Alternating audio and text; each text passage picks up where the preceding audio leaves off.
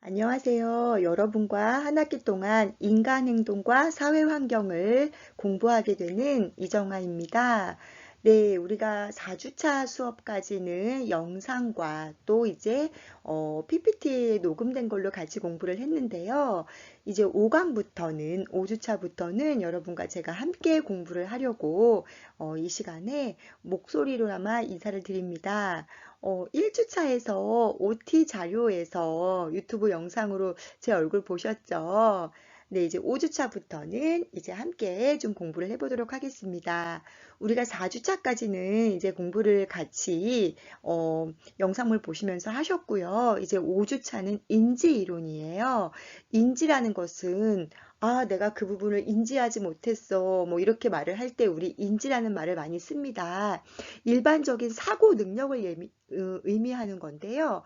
기억하고 있다, 인식하고 있다, 뭐 이런 것들을 이야기하는 거예요. 사고가 난 것을 인지하지 못했다. 우리 이런 말 흔히 쓰잖아요. 이런 것들을 이야기하는 것입니다. 그래서 이것은 언어적인 능력뿐만이 아니라 뭐 지적 능력, 이런 것들, 지능과 관계된 이런 것들을 인지 능력이 얼마큼 됐냐 이렇게 이야기를 할 때 쓰는 단어이고요. 제5장에서는 인지 이론과 관련되어서 피아제와 콜버그와 앨리스, 백 이렇게 나오게 되는데요.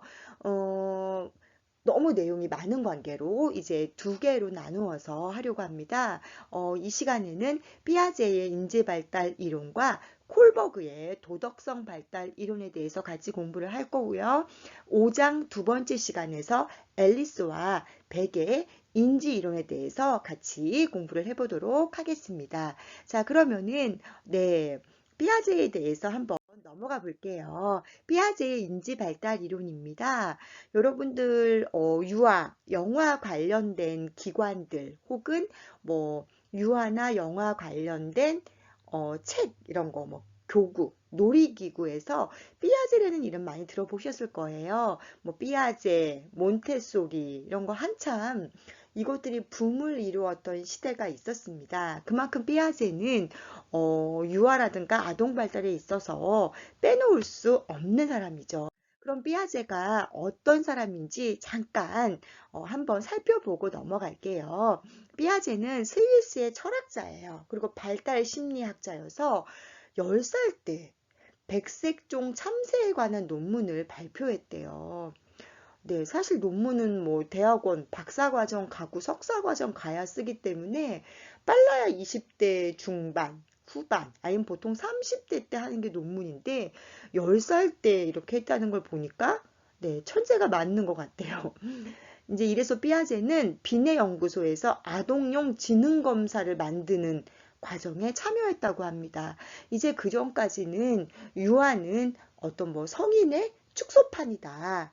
그래서 사고 세계가 성인과 같다라는 인식이 강했다는 거죠. 그런데 이제 이때 아동용 지능 검사를 만드는 과정에 참여하면서 유아들은 사고 체계가 어른과 정말 다르구나라는 것들을 삐아제가 이제 알게 됐다는 거예요. 그래서 이것을 그냥 본인이 알고 있는 것에 끝나는 것이 아니라 이것들을 이제 여러 가지 이론을 통해서 확립을 하고 또 유아와 영아에게 필요한 어떤 그런 발달 단계에 맞춰서 이런 것들을 알게 되면서 이론을 발달시켰다는 거죠. 그러니까 굉장히 뭐 천재죠. 10살 때 뭐 논문을 쓰고 했으니까. 네. 대단한 사람인 것 같습니다. 자, 그러면 삐아제가 얘기한 인지 발달 단계에는 어떤 것이 있는지 우리 교재 149페이지입니다. 삐아제의 이제 인지 발달 단계를 한번 볼 거예요. 삐아제는 감각 운동기, 전 조작기, 구체적 조작기, 형식적 조작기 4개의 단계로 나누어서 구분을 했어요. 그럼 하나씩 보도록 할게요. 첫 번째는 감각 운동기예요. 이거는 이제 우리 교재에 보시면 2세까지라고 나와 있습니다. 그러니까 거의 뭐 두 돌? 두 돌까지 이야기를 하는 거죠. 그러니까 우리나라 나이로 뭐 거의 한 3살 정도까지 이야기를 하는데요. 이제 이것도 네, 세부적으로 나누어집니다. 제일 처음에는 반사 운동기예요. 반사 운동기는 뭐냐면 일부러 뭐를 하려고 해서 하는 게 아니라 그냥 본능적으로 아이가 태어났을 때에 어머니가 젖을 물리면 아이가 본능적으로 빨잖아요, 젖을. 그리고 혹시 그런 경험 있으실 거예요. 갓난쟁이 손에다가 우리 손가락을 이렇게 쥐어주면 아이가 잡잖아요. 이런 그냥 반사 행동. 우리 뭐 모로 반사, 바빈스키 반사 뭐 이래가지고 뭐 발가락을 간지럼피면 쫙 편다. 이런 얘기도 많이 들어보셨죠? 이게 바로 반사 운동기라는 거죠. 그냥 본능적으로 어서 배운 것도 아니라 그냥 신체가 반사를 한다는 거예요. 자, 이것이 출생부터 1개월 때까지. 그러니까 출생을 하자마자 이제 이때 일어나는 단계라는 거죠. 두 번째는 1차 순환 반응기입니다. 1개월부터 4개월, 거의 100일 때까지 이야기를 하는 거예요. 이때는 빨기라던가 잡기 이런 반사 행동과 자신의 신체와 관련된 흥미로운 활동을 한다는 거죠. 그러니까 예를 들면은 뭐 이제 이때가 이제 1차 순환 반응기인데 빨기 잡기를 반사 운동기 때는 그냥 갖다 대면은 자신도 모르게 그냥 본능적으로 했는데 이때가 되면은 내 신체의 어떤 자극을 통해서 반응을 한다는 거예요. 그리고 이제 이때는 이제 대상 영속성이라 그래서 대상이 사라지면은 찾는 것을 포기한다는 거예요. 우리가 보통 왜 낯가림을 아이들이 한다고 하잖아요. 낯가림을 한다는 얘기는 지금 눈에서 사라지면은 다시는 볼 수 없다라는 그런 것 때문에 낯가림을 한다고 하거든요. 근데 이때는 낯가림이든 뭐든 이런 거에 대해서 별로 관심이 없고 그냥 포기를 하는 거죠. 이거를 내가 다시 기다려야겠다. 찾아야겠다. 이런 생각이 없는 단계예요. 자, 요 시기가 지나면 이제 아이들이 기어 다닐 때 4개월부터 8개월 때죠. 2차 순환 반응기죠. 이때는 외부 대상에 대해서 학습하는 거예요. 1차 때는 어떤 자신의 신체 이런 건데 이제는 외부에 대해서도 이제 알게 되는 거죠. 이 단계에서는 대상 영속성, 숨기는 것을 보거나 물체 일부가 보이는 경우에도 뭐, 이게 뭐지? 라고 이야기를 할 수 있지만, 그러니까 찾을 수 있지만, 만약에 아예 안 보이게 되면은 그냥 없다라고 생각을 한다는 거죠. 우리가, 저 뒤에는 뭐가 있다라고 우리가 상상할 수 있는 그런 대상 영속성이, 1차 때는 그냥 그 대상 영속성에 대한 개념 자체도 그냥 없는 거죠. 시야에서 없어지면은 그냥 사라지는 걸로 알고 반사 운동기 때는 관심도 없다가 1차 순환 반응기 때는 물체 일부가 보이면 이렇게 찾을 수는 있지만 뭐 이게 이제 그냥 관심도 별로 없고 그냥 포기를 하는 거예요. 근데 2차 순환기 때는 일부가 보이면 나머지 일부를 찾으려고 가서 기웃거리거나 꺼내보는 거. 하지만 완전히 감추게 되면은 그냥 포기를 하는 거죠. 그 얘기는 대상 영속성이 확립이 안 되었다는 거죠. 네, 이게 바로 2차 순환 반응기입니다. 자, 그 다음은 2차 순환 반응기의 협응기가 되겠죠. 우리 협응이라는 것은 뭔가를 도와서 함께 하는 것을 우리는 협응이라고 이야기를 합니다. 수단과 목표가 결합하는 의도적인 행동이 있다는 거예요. 이게 무슨 얘기냐면은 뭐 장난감을 가지고 오기 위한 목표가 있어요. 그런데 그 장난감을 가지러 가려고 그랬더니 그 앞에 장애물이 있어요. 이런 경우에는 그 장애물을 치우고 그거를 가져올 수 있다는 거죠. 영화가 가지러 가려는 그 목표와 장애물을 치우는 수단이 결합하는 그것도 의도적으로 내가 저 목표물을 가져와야겠다 이런 게 있다는 거죠. 자, 3차 순환 그래서 이때는 대상 영속성에 물체가 직접 눈에 보이지 않아도 물건을 찾을 수 있지만 장소가 바뀌면은 모른다는 거예요. 정말 실제로 이때는 아이들이 뭐 공 가지고 와봐 이렇게 이야기를 하면은 공이 있던 장소로 가요.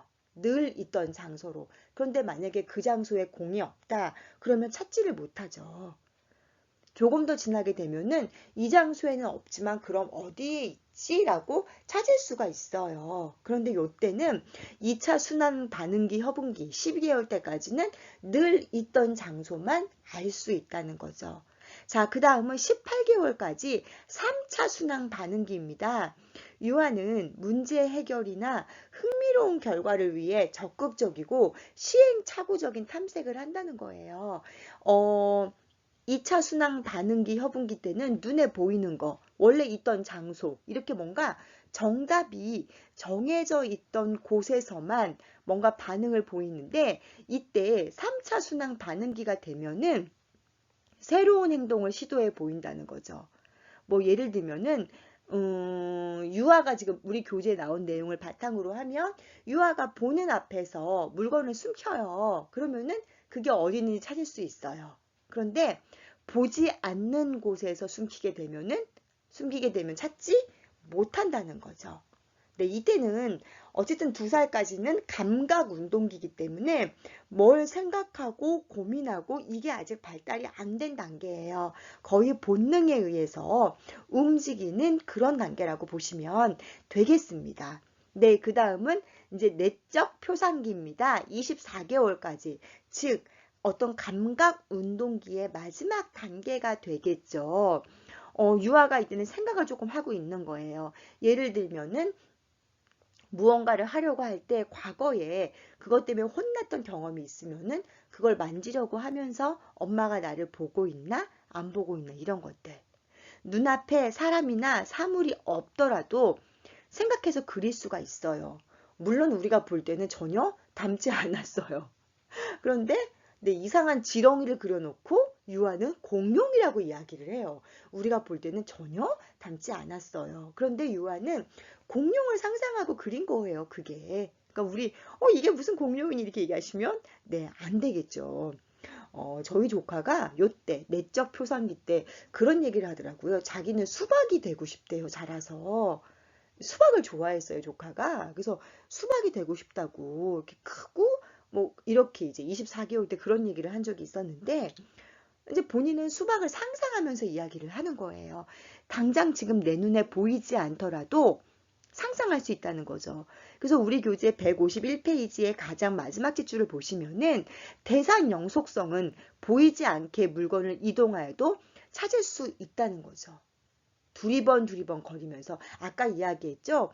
순환 반응기 이럴 때는 3차 순환 반응기 이럴 때는 공을 한번 가져와 봐 그러면 공이라는 것을 기억하고 원래 공이 있던 장소로 가게 됩니다. 그래서 봤는데 공이 없다 그럼 못 가져와요. 그런데 내적 표상기에는 공이라는 것을 기억하고 공이 있던 장소를 갔는데 공이 없다. 그러면 공이 어디 있지라고 두리번 주위를 바라보면서 찾을 수 있다는 거죠. 네, 이제 점점 사람다워지는 그런 단계라고 할 수 있습니다.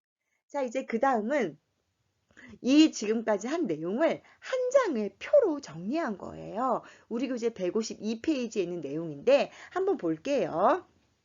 요때 이제 대상 영속성이 서서히 생기는 시기이기 때문에 특징과 함께 대상 영속성이 함께 나와 있습니다. 반사 운동기 때는 빨기, 잡기 등의 반사 행동을 하는데 시야에서 사라지면은 물체가 영원히 그냥 없는 것으로 알고 찾지를 않아요. 이때는 주 양육자, 즉 엄마가 없어도 아이는 찾지 않아요. 그냥 엄마라는 개념 자체가 없는 거기 때문에. 출생한 지 뭐 1개월 이내이기 때문에 그러다가 1차 순환 반응기가 되면은 빨기라던가 잡기라든가 이런 이제 반사 행동과 자신의 신체와 관련된 흥미로운 것들을 보게 되는 거죠. 손가락을 빤다던가 뭐 이런 행위들을 하면서요. 신체와 관련된 거, 발가락을 빠는 아이들도 있거든요, 보면은. 대상이 사라지면 잠시 응신을 하지만 역시 이때도 찾는 것을 포기합니다.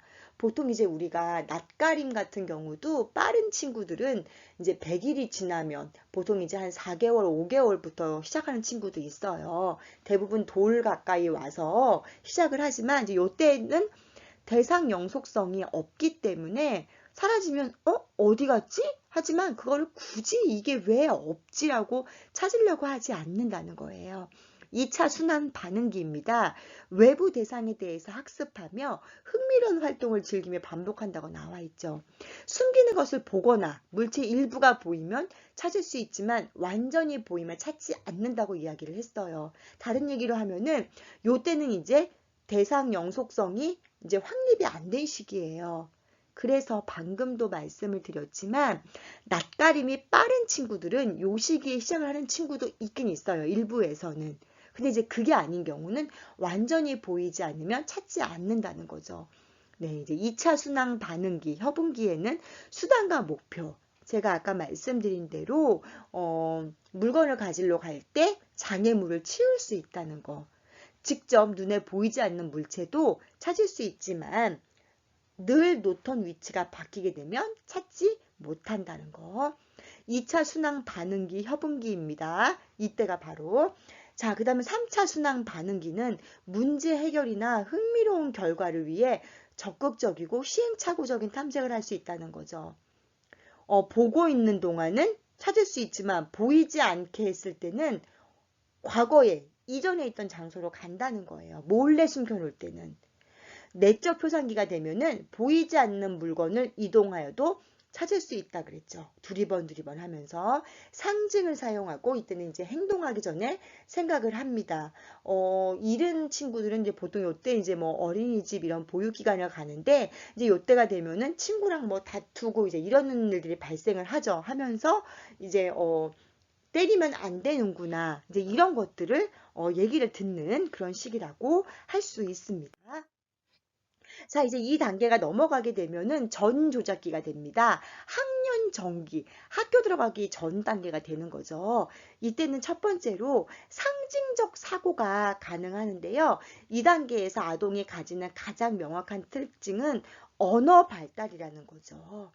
일단은 눈에 띄게 물론 이제 두 돌이 되면은 이제 걷던 아이가 뛰게 되고 이렇게 되지만 요 시기가 행동 반경이 넓어지는 시기예요. 이제 2세 그러니까 말이 2세지 두 돌 24개월이 지나면 우리나라 나이로 거의 3살 아니면 4살이거든요. 이제 이때부터는 바깥놀이가 가능한 시기이기 때문에 바깥놀이를 하면서 행동의 반경도 넓어질 뿐만 아니라 언어가 발달을 하죠.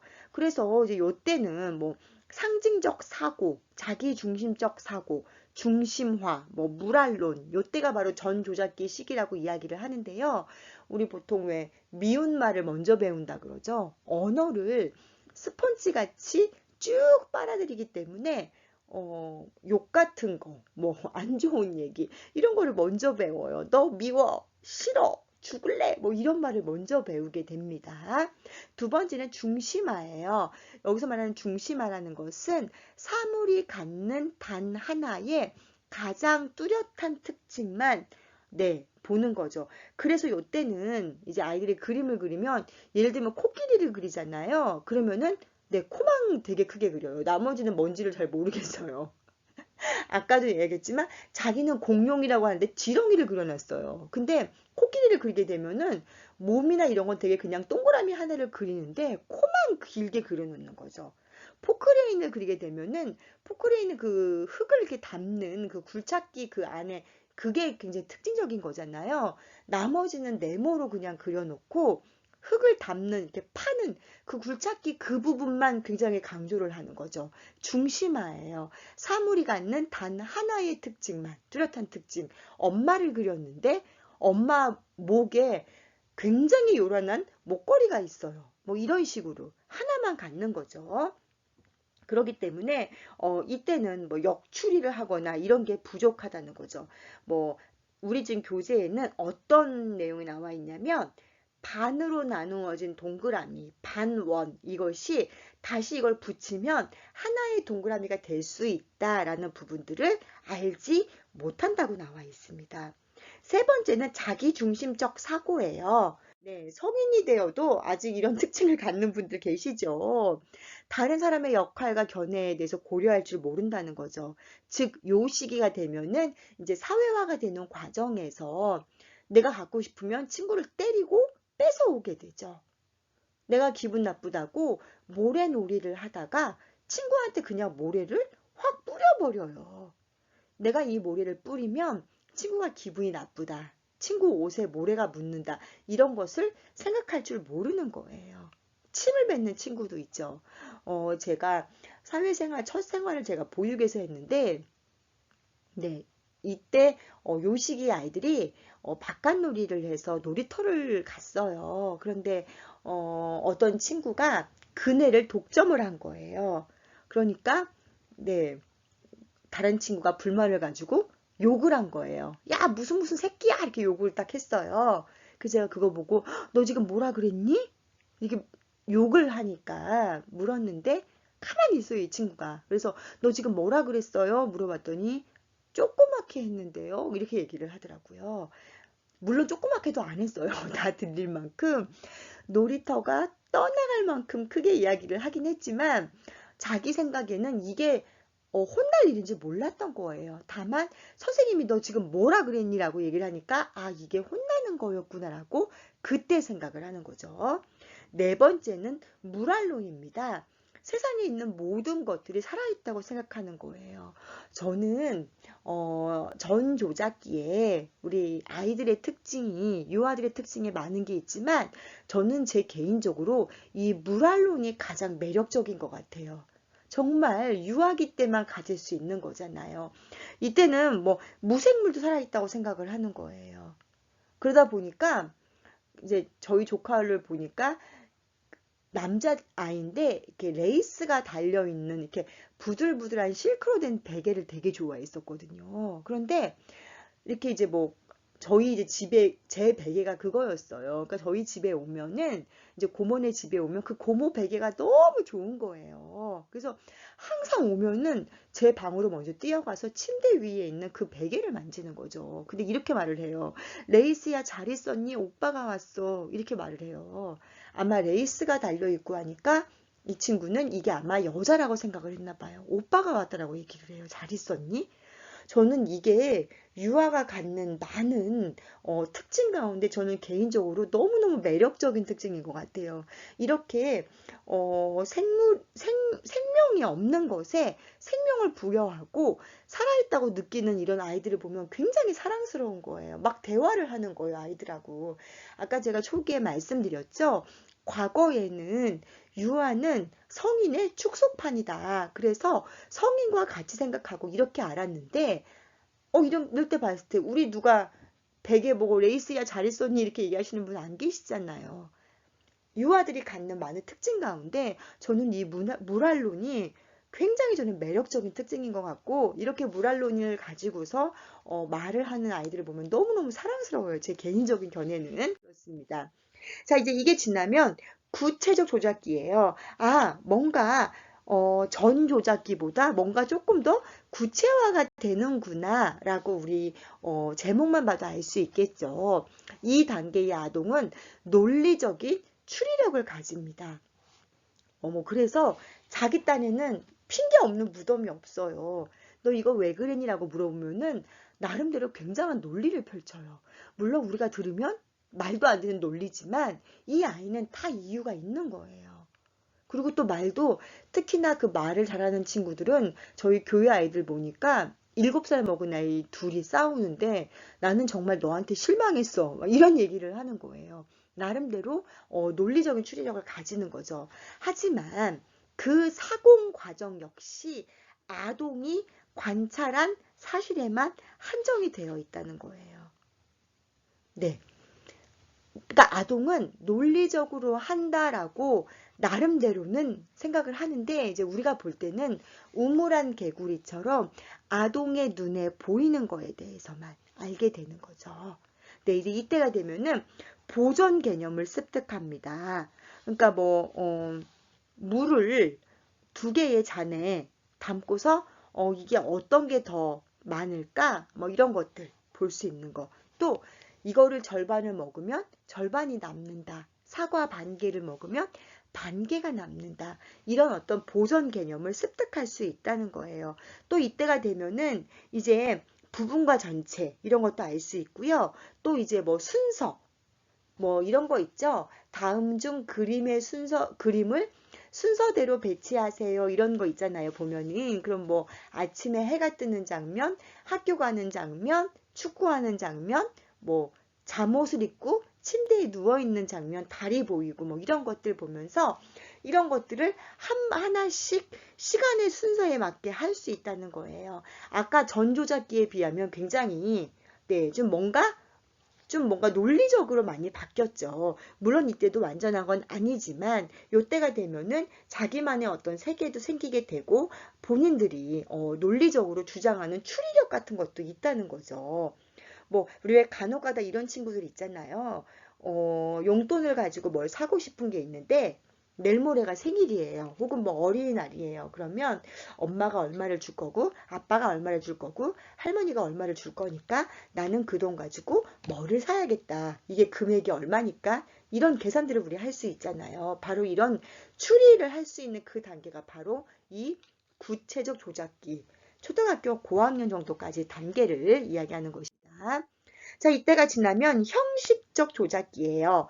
전 조작기에 비하면 구체적 조작기도 뭔가 좀 논리적으로 됐는데 이제 이때가 되면은 가장 발달한 인지적인 조작 단계에 들어선다고 나와 있습니다. 네, 이제 뭐 12세 이후라고 하니까 보통 이제 초등학교 6학년부터 중학교 때까지를 이야기를 하는 거죠. 요때가 되면은 이제 더 이상 뭐 이제 애가 아니죠, 사실은. 반항도 많이 하고, 물론 반항이라는 것은 뭐 4세, 5세에도 많이 하지만 요때가 되면은 구체적이고 실제적인 상황, 그걸 넘어서서 이제는 어떤 추상적인 거에 대한 것도 이렇게 되면은 이런 문제들이 발생할 수 있어. 이런 문제가 발생하며 나는 이거를 어떻게 해결해야 되지? 아, 그러면 이렇게 해야겠다라는 것까지도 추론할 수 있다는 거예요.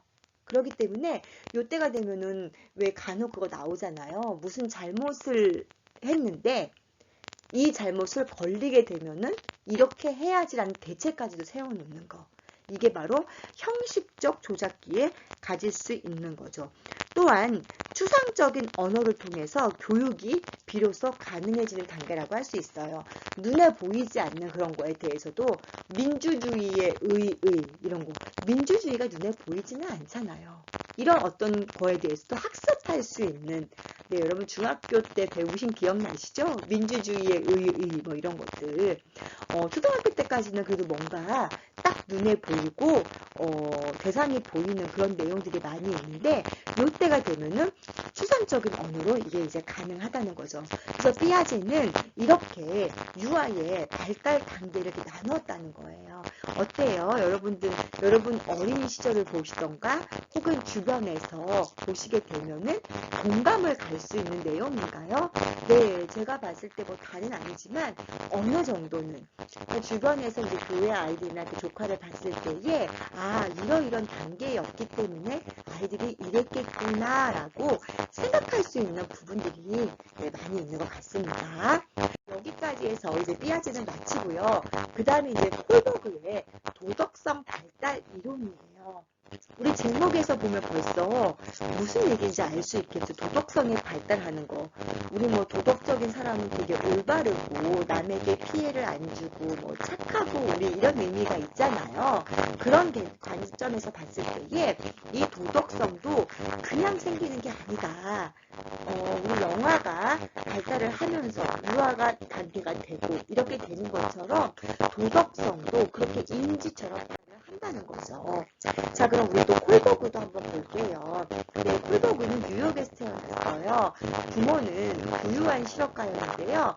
삐아제의 도덕 발달 2단계를 10에서 16세 소년들에게 확장시켜 적용을 했다는 거죠. 지역 소년에게.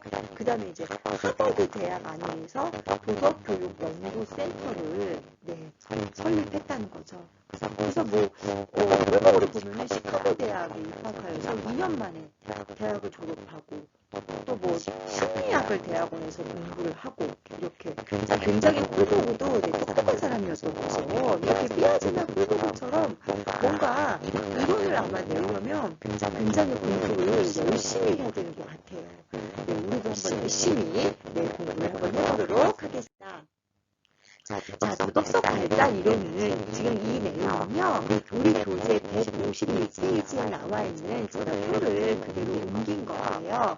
첫 단계, 벌과 복종에 의한 도덕성이 있고 2단계에는 욕구추족상으로서의 도덕성이 있고 3단계에는 대인관계의 조화를 위한 도덕성이 있고 4단계는 법과 질서 지향으로서의 도덕성이 있고 5단계는 사회계약 정신으로서의 도덕성 6단계는 보편적 윤리 지향으로서의 도덕성이 있습니다. 그런데 보면 2단계까지는 전인적적 수준이고 4단계까지는 인습적 수준, 6단계까지는 인습적 수준이에요. 그래서 이게 뭔지 이제 하나씩 볼 건데요. 일단 우리 1단계부터 보면은 벌과 복종, 뭔가 굉장히 정밀적인 그런 느낌의 냄새가 나잖아요. 우리가 뭐 시험에서 동물들이 올바른 행동을 했을 때의 훈련식에 꼴 이런 거 같은 거. 2단계 때는 딱 제목만 봐도 서로 도덕성이에요. 왠지 그냥 나를 위한 나 자신을 위한 약간 이기적인 것 같고요. 3단계 비로소 하나님일 수 있는 것 같은 느낌의 제목에서부터 대인관계의 조화를 위한 도덕성. 그 다음에 4단계 부분은 뭔가 남과 나와의 관계뿐만이 아니라 법과 질서, 사회의 계약, 또 윤리의 지향까지 올라간다는 거죠. 그럼 이게 뭔지 하나씩 일단 첫 번째 전인적 수준이에요. 인수적 수준에서는 처벌과 쪽 수단을 지향한다. 무슨 얘기냐면은 어릴 때는 예를 들면은 저녁에 양치하고 자라 이러면은 양치를 안 하면 네가 썩으면 과를 가야 되고 아프고 여기까지 올라요. 그냥 양치를 안 하면 엄마가 있다. 네, 처벌이 있으니까 처벌이 싫으면 복종을 해야 되는 거예요. 이게 바로 1단계죠. 내가 이해가 없나면서 니는 평생 할 거니까 20세에 건강한 치아를 80세까지 이런 거를 보려고 집에 한다는 게 아닌 거예요. 내가 안 하면 엄마한테 이거 되는 거거든요. 그래서 이때는 내가 혼나지 않기 위해서 보상이나 처벌에 의해서 옳고 판단하는 거예요. 이거를 내가 하는 게 아니라 이거를 하게 되면은 엄마가 뭐 해주시니까 너 매일매일 안 하면 네가 원하는 게임을 사줄게 이렇게 하니까.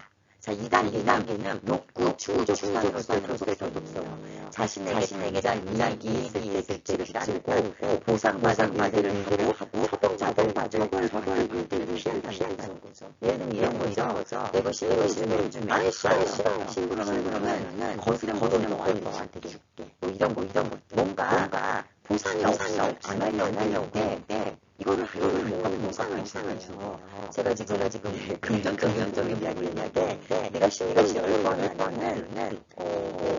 PC방 보내줄게. 뭐 이런 걸 뭔가 알면서 네가 원하는 일을 사줄게. 이런 것. 이게 바로 본인의 욕구 충족가 됐을 때에 이것들을 따른다는 거죠. 네, 제가 아는 분이 얼마 전에 그런 이야기라고요. 아이가 중학교 입학했는데 입학을 할 시기, 그러니까 입학을 해야 되는 나이가 보통 이제 2월, 1월 이런 거잖아요. 그리고 이 친구가 2월이에요. 그러니까 자기 졸업 선물과 입학 선물과 생일 선물 다 몰아가지고 휴대폰을 좀 비싼 걸로 보달라 이렇게 얘기를 하더라고요. 그럼 네가 뭘 하느냐? 중학교 여학교에서 열심히 하겠다. 근데 아이가 원하는 것들이 너무 비싼 거예요.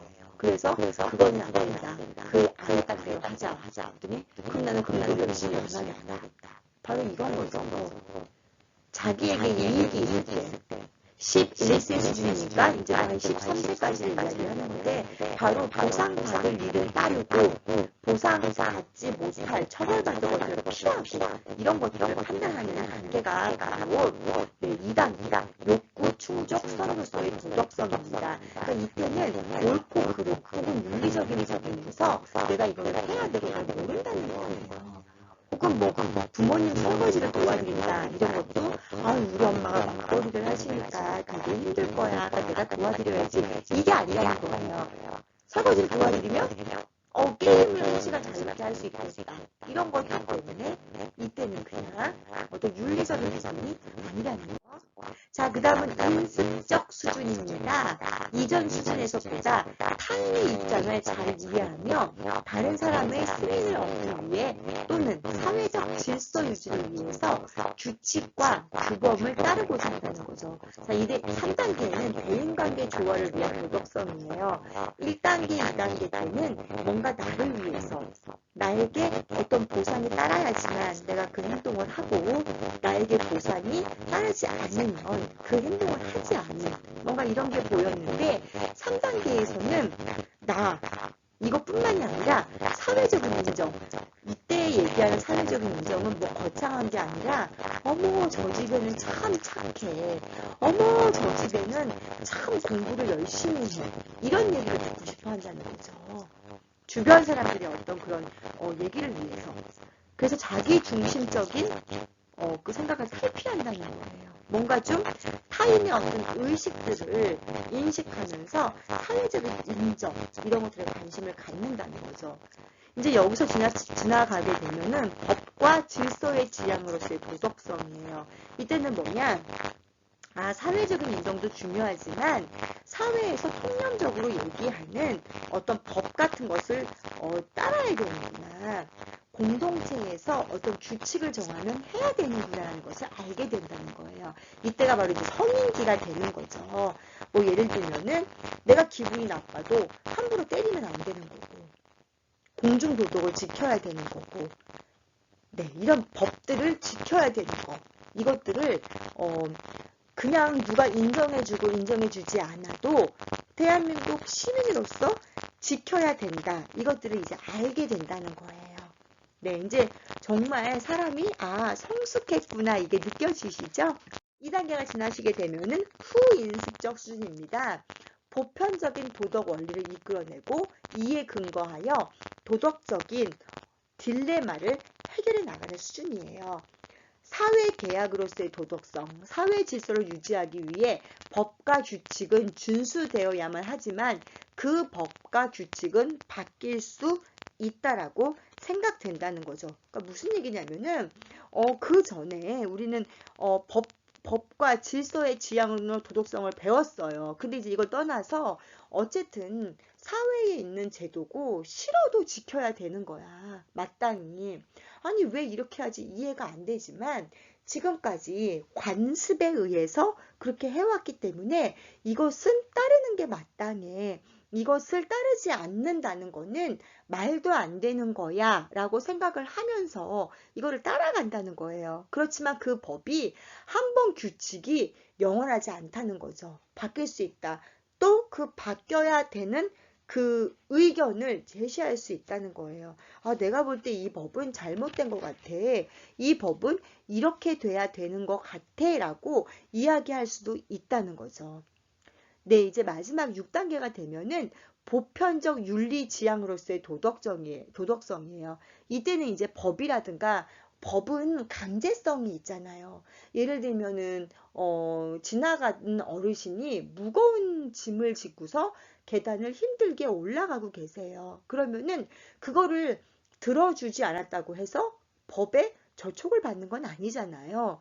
근데 6단계가 되면은 내가 젊은 사람으로서 이렇게 해야 돼. 사회적인 약자인 노인이 자신의 몸을 가누기도 힘든데 이렇게 무거운 것을 들고 올라가니까 내가 이거를 도와줘야겠구나라는 양심적인 행위가 생긴다는 거예요. 근데 물론 요즘에 보니까 들어주는 분들 별로 없더라고요. 우리 지하철이나 버스에서도 노인들이 타시면은 자리를 양보하고 대부분 학생들이 그랬는데 요즘에는 거의 양보 안 하더라고요. 물론 또 노인들이 또 지나치게 또 학생 앞에만 쓰기도 해요. 보면은 고마워하지도 않으시고 너무 당연하게 아시는 분도 계시긴 한데 이때가 되면은 양심적인 행위가 올바른 거라고 믿는 거예요. 이렇게 해야 되지 않을까? 어려운 사람은 도와줘야 되지 않을까? 요즘에는 뭐 누가 싸우다가 맞고 그래도 함부로 참견하면 안 된다고 하잖아요. 보복이 두려워서. 근데 이제 이때는 뭔가 올바른 행위를 따라서 가야 된다라는 이게 바로 있다는 거죠. 보편적인 윤리 지향. 법이라는 강제성이 없어도 어떤 정의로운 거, 인간의 어떤 평등, 존엄성 이런 것들, 또 약자를 뭔가 위해주는 행위들 이런 게 있다는 거예요. 자, 콜버그는 이렇게 6가지 단계의 도덕성 발달 단계를 이야기했는데요. 결국은 이게 그냥 하루아침에 생기는 것이 아니라 인간의 발달 단계에 맞춰서 사고 체계가 변화를 한다라고 이야기를 하는 거죠.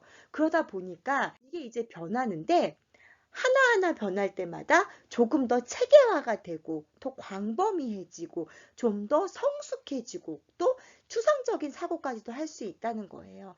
방금 얘기한 대로 어떤 윤리적인 부분, 굳이 우리가 윤리를 따지지 않아도 되거든요. 그런데 이 윤리적인 부분까지도 할 수 있다는 거죠. 자, 우리 교재에는 홀버그의 도덕적 딜레마가 나옵니다. 한번 볼까요? 하인즈가 약을 훔치다라고 나와 있어요. 하인즈의 아내는 특수한 종류의 암을 앓아서 거의 죽어가고 있었어요. 그런데 그 병을 치료하는 데는 오직 한 가지 약밖에 없어요. 근데 이 약은 같은 마을에 사는 어느 약사가 최근에 발명한 약이었대요. 그 약을 만드는데 원가가 되게 비싸고 또 약사는 이제 거기다가 자기의 이익을 붙여가지고 굉장히 비싼 값을 요구했다는 거죠. 막 10배 이상. 지금 우리 그 글에 보면은 10배를 200달러를 2000달러에 팔려고 한 것이었으니까요. 그래서 하인즈는 병든 부인을 구하기 위해서 돈을 빌리려고 아는 사람들을 찾아서 돈을 빌리고 다녔어요. 그런데 아무리 돈을 다 긁어 모아도 그 약값의 절반밖에 마련하지 못했죠. 그래서 절반만 줄 테니 싸게 절반만큼 좀 싸게 팔거나 아니면 외상으로 주면은 자기가 이것을 팔아서 나중에 그 다음에 그러니까 나중에 돈을 벌어서 그 돈을 갚겠다고 간청을 했어요. 추인이 죽어가니까. 그런데 약사는 안 된다는 거죠. 내가 발명한 약인데 나는 이 약으로 돈을 벌어야 하기 때문에 안 된다. 그래서 절망에 빠진 하인즈는 결국 약방을 부수고 들어가서 자기 부인을 위한 약을 훔쳤다는 거예요. 자, 여기에서 이제 문제가 발생하죠. 하인즈의 행동이 과연 정당한가 그렇지 않는가라는 거예요. 여러분이 만약에 하인즈라면 지금 어떻게 하겠냐는 거죠. 지금 내 부인이 죽어가고 있어요. 근데 또 이 약사가 되게 웃긴 게 뭐냐면 그냥 원가에다가 적당한 진짜 애지간한 이윤만 붙였으면은 되는 걸 너무나 터무니없는 값을 받게 하는 거죠. 그렇기 때문에 이런 때에 우리는 과연 어떠한 결정을 할 수 있냐는 거죠. 이것들을 콜버그의 도덕성 발달 이론과 한번 접목해 보려고 해요. 하인즈의 행동은 정당한가, 그렇지 않은가. 정당하지 않다면, 혹은 정당하다면 그 이유는 무엇이겠냐는 거죠. 과연 누가 하인즈에게 돌을 던질 수 있으며, 과연 그러면 누가 잘못된 것인가를 이제 보려고 합니다. 자, 1단계예요. 벌과 복종에 의한 도덕성. 그래서 하인즈는 나중에 약값을 지불하겠다고 했고 약의 원가는 200달러밖에 안 되므로 그가 2000달러를 훔친 것이 아니라는 거죠. 어차피 지금 부인이 죽으면 고통스러워지기 때문에 그는 약을 훔쳐야 됐어요. 허락을 받지 않고 문을 부수고 들어가 약을 훔치는 것은 잘못된 행위다. 약을 훔치다가 잘 잡히면 벌을 받고 감옥에 가야 하므로 그는 훔치지 말았어야 했다는 거죠. 1단계에서 벌과 복종에 의한 도덕성 단계로만 본다면 여기까지밖에 볼 수 없다는 거예요. 어떤 복종에 대한 벌, 약을 훔치다가 잡히면 벌을 받아야 된다. 그러니까 그 벌을 받지 말라면 않으려면 약을 훔치지 말았어야 된다. 아니면 부인이 죽으면 고통스러워지는 벌을 받게 되는 거죠. 그러니까 그 벌을 받지 않으려면 약을 훔쳐야 된다는 거죠. 일단은 콜버그의 도덕적이라는 것을 보지 않고 그냥 내용만 봤을 때 저는 개인적으로 뭐 하인즈가 공감이 되긴 해요. 근데 약사가 너무하긴 했죠. 그쵸? 물론 이게 극단적인 사례이긴 하는데 아무튼 그 복종 이거에 대한 도덕성, 벌 안 받으려면 여기서 벌을 뭘로 볼 것인가가 중요하다는 거예요. 부인이 죽으면 내가 아무것도 남편으로서 하지 못했다라는 그런 어떤 슬픔에 빠지는 그걸 벌이라고 본다면 훔치지 말았어야, 아니 훔쳐서 살렸어야죠, 부인을. 그쵸? 고통스러워지는 그 벌을 받지 않으려면. 반대로 약을 훔치다가 걸리면 감옥을 가야 하니까 그 벌을, 감옥에 가는 벌을 받지 않으려면 부인이 죽든 말든 그 약을 훔치지 말았어야 되는 거예요. 그러면 이번에는 조금 더 발달한 2단계 욕구 충족 수단으로서의 도덕성을 볼게요. 약을 훔친 것이 큰 해를 끼친 건 아닙니다. 부인의 생명을 구하기 위해 약을 훔치는 것은 괜찮다. 약사는 돈을 벌기 위해 만들었으므로 그의 약을 함부로 훔치지 말았어야 했다. 무슨 얘기냐면 약을 훔쳐가지고 약사가 큰 해를 끼친 건 아니라는 거예요. 왜냐면 1,000달러가 있었기 때문에 그 약사는 또 그 약을 만들면 되는 거잖아요. 근데 부인은 생명이 하나밖에 없는 거예요. 그러니까 그걸 살리기 위한 욕구 충족의 수단으로서 훔쳐도 괜찮다라는 거죠. 또 반대로 보면 그 약사는 이걸 팔아가지고 돈을 벌기 위해 만들었는데 그 약을 하인즈가 훔쳤기 때문에 이 약사는 지금 현재 만들어 놓은 이 약을 팔 수가 없죠. 즉 돈을 벌 수가 없다는 거예요. 그 얘기는 약사에게 해를 끼친 거라는 거죠. 그렇기 때문에 그 약을 훔치면 안 됐다는 거죠. 욕구 충족을 누구를 위해 볼 것인가라는 거죠. 약사의 기준으로 봤을 때는 돈을 벌기 위한 욕구 충족 수단이 바로 이 약이었던 거죠. 그 욕구 충족을 하는 주체가 약사기 때문에 하인즈는 훔치면 안 되는 거예요. 반대로 지금 부인의 생명을 구하는 욕구 충족은 하인즈가 하는 거예요. 그렇기 때문에 큰 해를 끼친 거는 아니라는 거죠. 그런 관점으로 본다면은 욕구 충족 수단으로서 볼 수 있다는 거예요. 3단계는 대인 관계의 조화를 위한 도덕성입니다. 네, 이제 이때가 되면 남을 바라볼 수 있다고 이야기를 했죠. 하인즈는 아내를 사랑했기 때문에 해야 될 일을 당연한 거예요. 대인 관계를 여기서는 하인즈와 아내의 관계로 본 겁니다. 그는 약을 훔쳐야 했어요. 그래야지 아내를 사랑한 거에 대해서 남편으로서의 도리를 다 할 수 있는 거죠. 말로만 사랑해가 아니라 눈으로 보이는 뭔가, 특히나 자기 생명을 건질 수 있는 소중한 약을 가져왔기 때문에 아내에게는 생명의 은인이 되는 거예요. 그렇기 때문에 약을 훔치는 게 당연한 겁니다. 반대로 그는 약을 훔치지 말았어야 했다. 왜냐하면 절도 행위는 가족과 자신에게 나쁜 행동이고 약을 훔치지 않았다고 나쁜 남편이 되는 것은 아니라는 거죠. 절도라는 행위가 일단 도덕적으로 나쁜 행동이기 때문에 비록 내 목숨을 살릴 수는 있지만 나쁜 행동을 하지 않은 거라서 가족에게 해를 끼치는 것은 아니라는 거예요.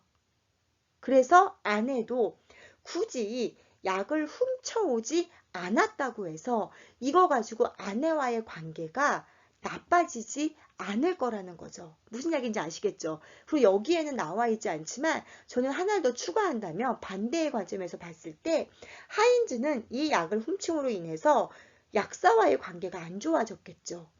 그쵸? 그렇기 때문에 그런 의미에서 본다면 하인즈는 이 약을 훔치지 말았어야 됐어요. 그 대인 관계를 누구와 볼 것이냐는 거예요. 아내와 관계, 가족과의 관계로 볼 것인지 아니면은 약사와의 관계로 볼 것인지에 대해서 그 부분에 대해서 대인 관계를 생각했으면 하인즈는 훔치지 말았어야 되는 거죠. 4단계입니다. 법과 질서 지향으로서의 도덕성입니다. 사람이 죽어가는데 과도한 돈을 요구한 약사가 잘못한 것이다. 아까 제가 처음에 얘기했죠. 그냥 앵간히 돈을 붙였어야 되는 건데 자, 도덕적인 어떤 법과 질서의 관점에서 봤을 때 10배의 돈을 요구한 일단 약사가 잘못한 거다. 혹은 약사에게 후에 약값을 지불해야 하고 훔친 것에 대한 처벌을 받을 수도 있다. 하인즈가 아내의 목숨을 구하려고 하는 것은 당연하다. 그러나 훔치는 것은 어쨌든 나쁜 행동이다. 법은 어떠한 경우에도 지켜져야 하기 때문에 하인즈의 행동은 정당하지 못하다. 우리 정당방위로 사람을 살해하거나 상해를 가했을 때도 정상 참작은 인정되지만 벌이 아예 없는 건 아니죠. 일단 여기는 법과 질서라는 그 잣대 가지고 되는 거예요. 일단은 이유 여하가 어떠하든 간에 남의 물건을 훔치는 건 분명히 잘못된 거죠. 이거는 벌을 받아야 마땅한 행동이라는 거예요. 또 아무리 본인이 이걸 장사를 하고 특허를 낸 거고 이윤을 남기려고 하지만 10배나 폭리를 취하는 것은 잘못된 거라는 거죠. 이거는 이유 여하가 어떠하든 간에 이 약사도 지금 이 약을 만들려고 뭐 10년 동안 고생해서 막 되게 어렵게 한 것일 수도 있어요. 또한 이 하인즈도 그냥 뭐 이게 있어도 되고 없어도 되는 약을 훔친 게 아니잖아요. 근데 여기서는 그냥 이유 여하를 막론하고 법과 질서의 잣대로만 보는 거예요. 절도 그건 나쁜 거예요. 폭리를 취하는 거 나쁜 거라는 거죠. 그런 관점으로 본다는 거예요. 5단계는 사회계약 정신으로서의 도덕성입니다. 법의 법률 가지고만 볼 수는 없다. 제가 방금 얘기한 정당방위도 정상 참작이 된다고 말씀을 드렸죠. 네, 이 상황에서 약을 훔치는 것은 옳지 않다. 분명히 법과 질서의 잣대로 보면 옳지 않지만 이거는 너무 약사가 폭리를 취해서 도저히 살 수 없는 금액이었고 또한 이 약이 아니면 하인즈의 부인은 죽게 되는 상황이었다는 것을 그런 어떤 그 피치 못할 상황을 고려해야 된다는 거죠. 전체적인 상황들. 또 피치 못할 상황이라고 하더라도 누구나 남의 것을 훔치지는 않는다. 목적이 아무리 선하지만 그게 사회 질서를 어지럽힌다는 거죠. 피치 못할 상황이라고 해도 그걸 절제하고 다른 방법을 찾거나 이럴 수도 있는데 무턱대고 훔치는 것은 잘못된 거다. 어떤 사회의 어떤 법률보다 사회의 어떤 연대의식 같은 거를 본다는 거예요. 마지막 6단계에서는 보편적인 윤리지향으로서의 도덕성입니다. 그는 약을 훔쳐야만 했다. 법을 준수하는 것은 생명을 구하는 것이 더 가치 있는 행동이기에 약을 훔치는 것은 괜찮다. 약이 필요한 모든 사람에게 약이 다 돌아갈 수 없다. 보편적으로 옳다고 생각하는 행동을 해야 한다. 감정이나 법에 따라 행동할 것이 아니라 한 인간으로서 무엇이 이성적인가를 생각해야 된다는 거죠. 자, 오해하지 마셔야 될 것은 훔치는 행위가 옳다고 보는 건 아니에요. 분명한 건 아무튼 훔치는 건 옳지 않아요. 하지만 생명을 구하는 게 더 가치 있기 때문에 차라리 훔쳐가지고 벌을 받더라도 감옥에 가서 벌을 받더라도 하인즈는 하나밖에 없는 아내의 생명을 구하는 것이 더 가치 있기 때문에 이렇게 할 수밖에 없었다라는 것을 인정해 준다는 거죠. 또 그렇다고는 하지만 모든 사람이 다 이렇게 하지는 않고 이 약이 이렇게 비싸고 개수도 부족한 이 약이 모두에게 돌아갈 수는 없다는 거예요. 그래서 우리는 인간으로서 무엇을 해야 되는지를 본다는 거죠. 요즘에 보면은 어떤 법원의 판결도 그렇고요. 6단계의 어떤 보편적 윤리 지향으로서의 도덕성이 많이 좀 강조되는 시기예요.